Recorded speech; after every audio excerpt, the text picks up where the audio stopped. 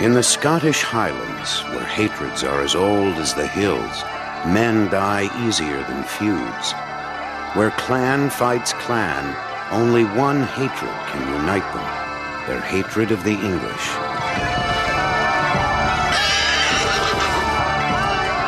Against the odds, a band of warriors will help Scotland win its greatest victory and deal England one of its worst defeats.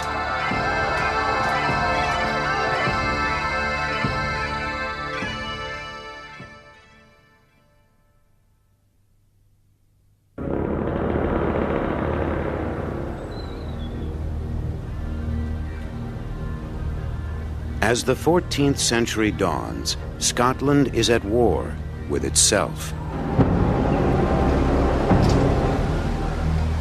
Far from king or court, men settle quarrels with the sword.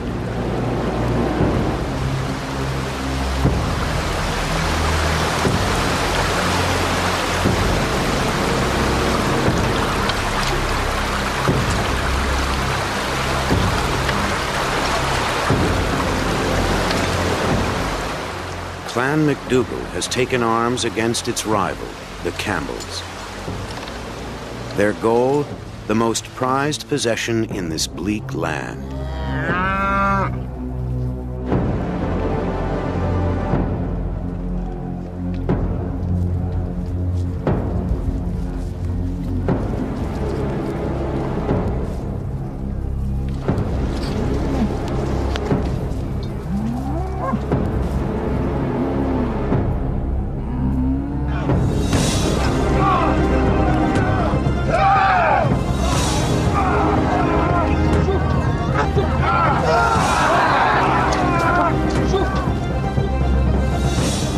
It is a triumph for Clan MacDougall, another defeat for Clan Campbell. They have lost a herd, and with it, much wealth.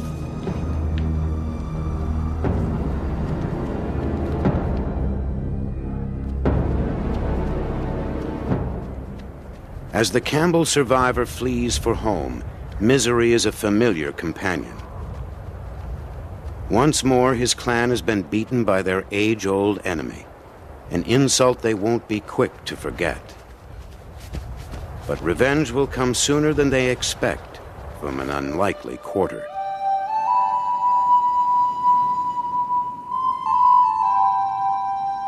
The Campbells' refuge lies in the peaks and folds of the Scottish Highlands. In the 1300s, it is a world apart. Mountains, lochs and bogs set Highlanders off from the lowland Scots and the rest of Britain. Winters are ferocious, summers soaking. The soil sustains only the hardiest of creatures, and the people, as one lowlander complains, are as hard as the land. The Highlanders are a savage and untamed race, rude and independent. Even language divides the Scots. Lowlanders speak English, Highlanders Gaelic.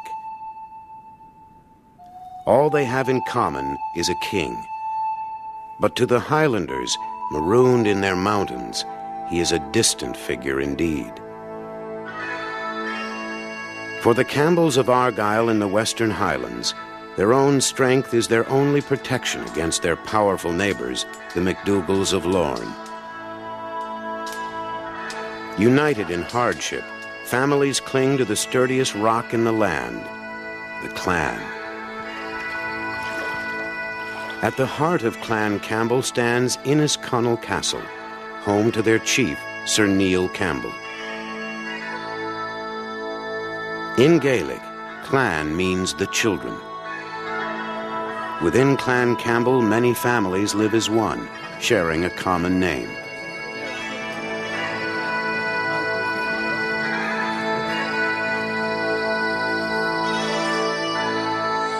Even the poorest Campbell is welcomed in.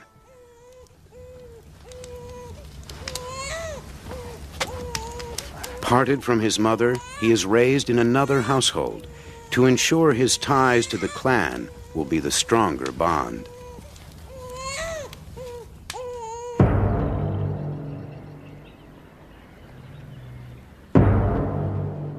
Into the isolated life of the Campbells, change suddenly comes when a stranger arrives. In 1307, the Campbells are stunned by the appearance on their land of a Highlander they'd never seen. Robert the Bruce in name, King of Scotland, but a king who has come begging to his subjects.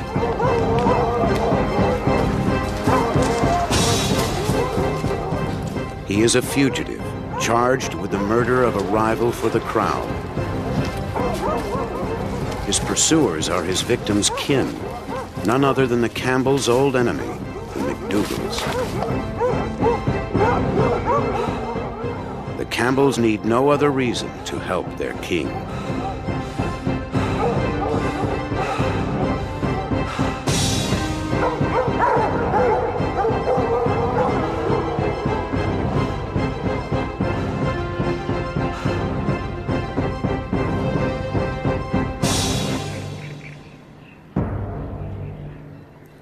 Within a year, with Campbells at his side, Bruce brings weaker clans under his control.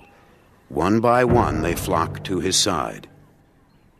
By 1308, just one clan holds out, the MacDougals of Lorne. Backed by the English, they dare defy the king. The epic poem, The Bruce, records the story. Upon the north half of the Scottish Sea, all obeyed his majesty, except the Lord of Lorne, and those that would with him go. He ever held against the king, and hated him above all things.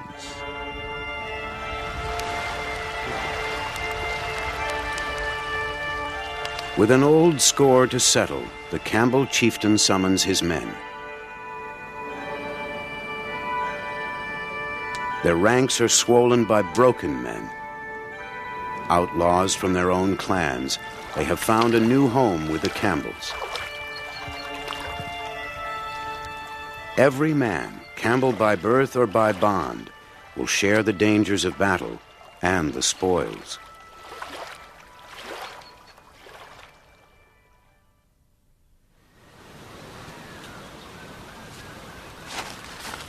The summons to battle reaches the most remote Campbells.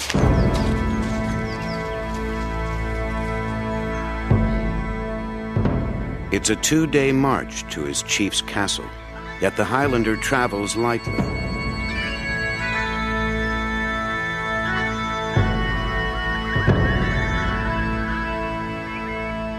To go to war, first he needs the plaid, bedroll, blanket, and battle attire all in one. Its deep folds offer a measure of protection from the cold and from the cold steel blade. Friend or foe might be clad in the same striped or checkered cloth. Centuries would pass before one clan distinguished its garb from another. Whatever the design, the men are clad in camouflage, the colors of the land around them.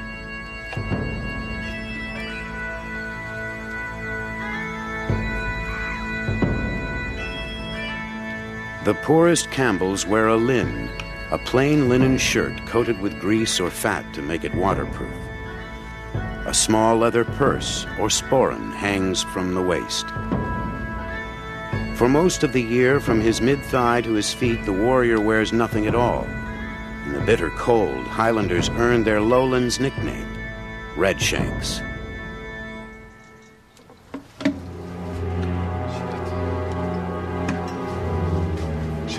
Dressed in their plaids, the Highlanders line up for their other requirement, their weapons. Most rely on their chief's armory.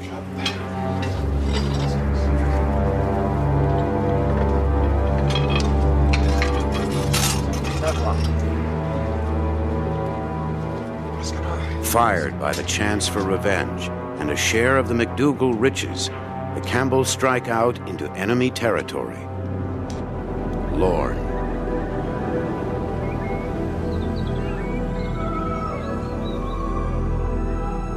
Their path takes them through a wild mountain landscape, the Pass of Brander. a sheer cliff plunging into Loch Awe.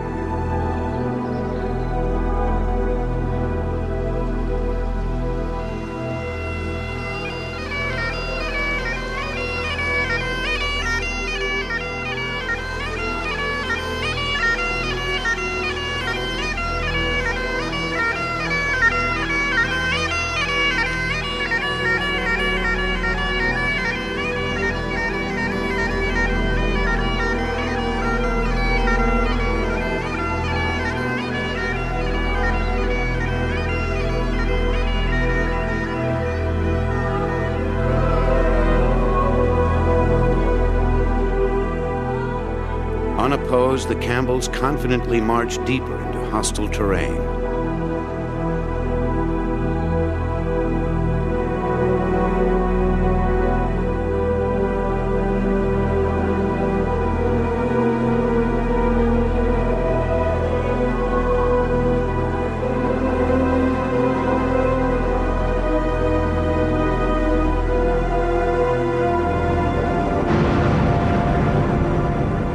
High on the cliffs of Ben Cruachan, the MacDougalls lie in wait.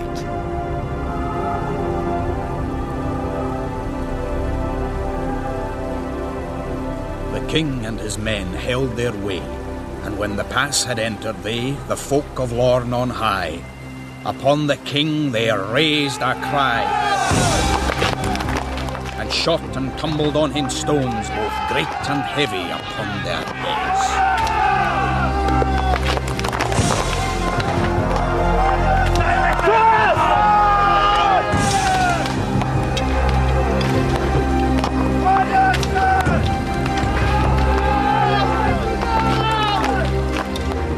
Minutes into the fight, the attackers are themselves attacked. Forewarned by a scout of the MacDougalls' plan, Bruce had sent a detachment of archers ahead to scale the mountain and come up behind the enemy.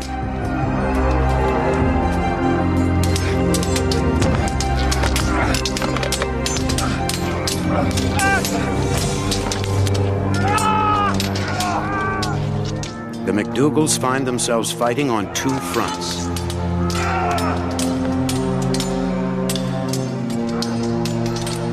As each Highlander slashes, his claymore, his great sword, is a weapon of both offense and defense.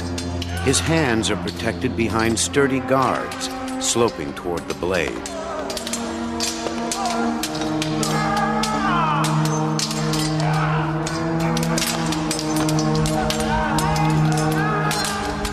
In the hands of any man strong enough to wield it, the Loch Arbor axe, up to 7 feet long. A Campbell hooks his foe, trips him, then turns the blade.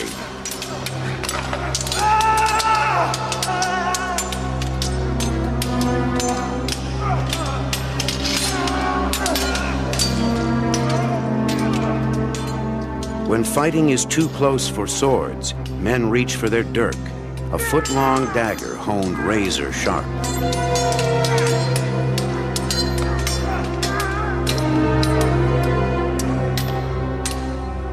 It is the warfare of the Highlands, mastery of weapons and brute strength.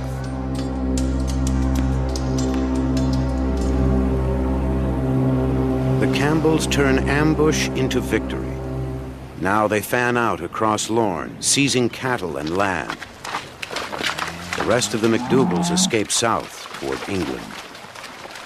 One final reward falls into Campbell hands: Dunstaffnage, the MacDougall castle. Yet the fighting has just begun, as the Highlanders brace for a greater threat. While clan was fighting clan, the English seized footholds in Scottish cities and castles. With all the clans now behind him, and the Campbells in the forefront of his army, Robert the Bruce begins to drive the English back. The Scots recapture castle after castle: Perth, Edinburgh, Roxburgh. By 1314, only one stronghold remains in English hands: Stirling Castle. Guarding the eastern frontier with England, it is known as the Key to Scotland.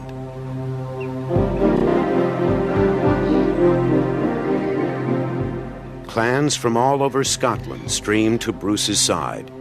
The Campbells are surrounded by unfamiliar faces, old enemies, even lowlanders. 6,000 strangers united in hatred of the English.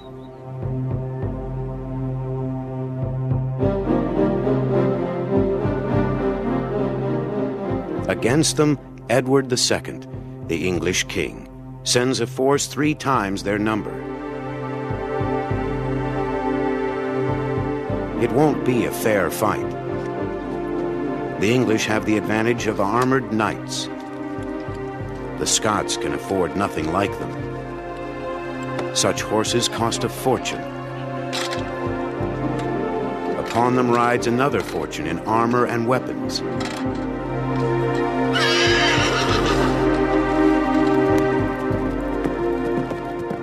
Scottish hopes rest on supreme discipline and a simple piece of wood.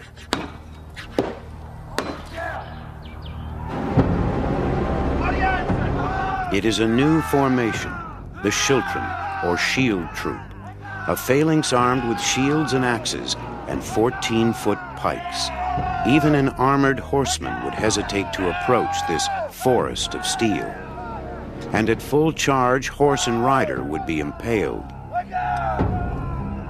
For weeks, the Campbells drill, learning to wheel, to reverse, to advance as one across the battlefield. A thorny hedge of defense suddenly turns to the attack.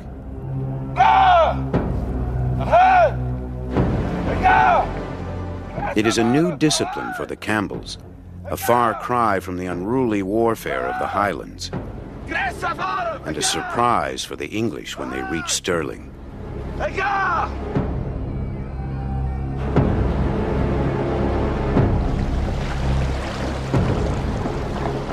When the battle opens, Scottish pikes force Edward's knights off the field and into a marsh.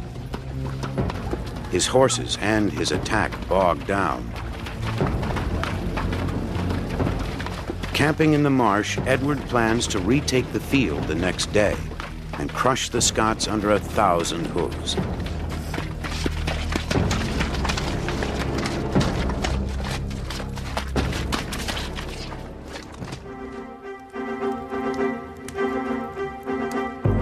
That night, the Campbells hear a rousing speech from their king. They have come here, trusting in their great power, to seek us in our own land, and have brought here, right into our hands, riches in such great plenty, that the poorest of you shall be both rich and mighty thereby. He gives them a grand cause to fight for, a free Scotland, and one just as dear to their hearts, English loot.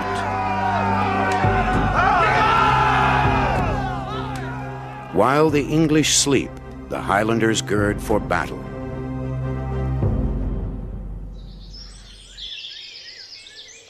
At dawn, the English are still camped on the marsh, and there the Highlanders surprise them. The Campbells take their positions alongside Bruce's pikemen.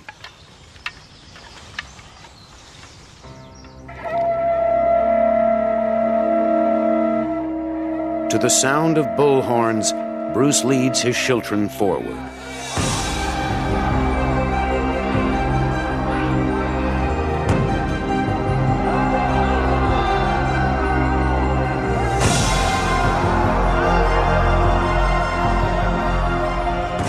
As the wall of pikes bears down, some of the English knights charge with more eagerness than wisdom.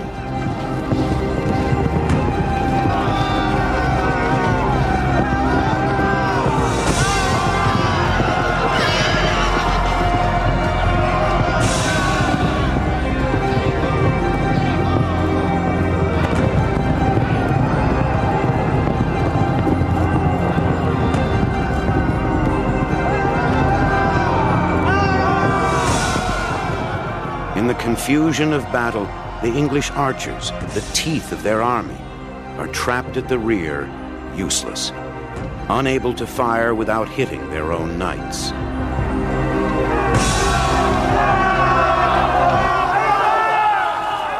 The Scots drive the English deeper into the marsh. Fighting on familiar soil for their own land, the Highlanders press home their advantage. With all their might and all their main they laid on as if madmen. And such heavy blows with axes gave, that heads and helmets they did cleave. So great a din was there of blows, as weapons upon armour struck, and of spears so great a breaking, with such throwing and such thrusting, such grinning, groaning, and so great a noise that no other can beat. And war cries shouted on every side, giving and taking of wounds wide, that it was hideous to hear.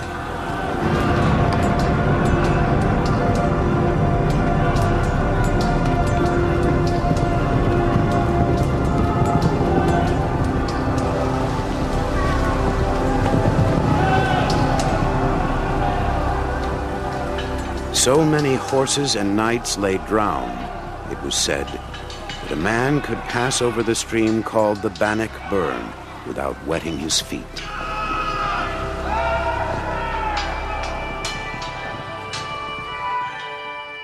When the Battle of Bannock Burn was over, the lowly Highlanders and their fellow Scots had defeated the cream of English aristocracy, its knights. 700 pairs of spurs were displayed in triumph. During the entire Middle Ages, Bannock Burn was the worst defeat the English ever suffered. As the Highlanders returned home, they carried with them 3 trophies: English plunder, a newfound pride, and a giant step toward keeping Scotland free.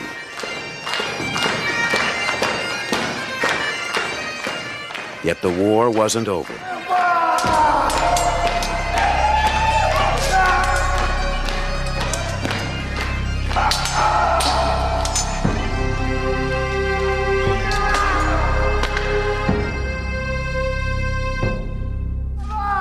Fourteen more years of bloodshed would pass before England would acknowledge the new king to the north, Robert the Bruce.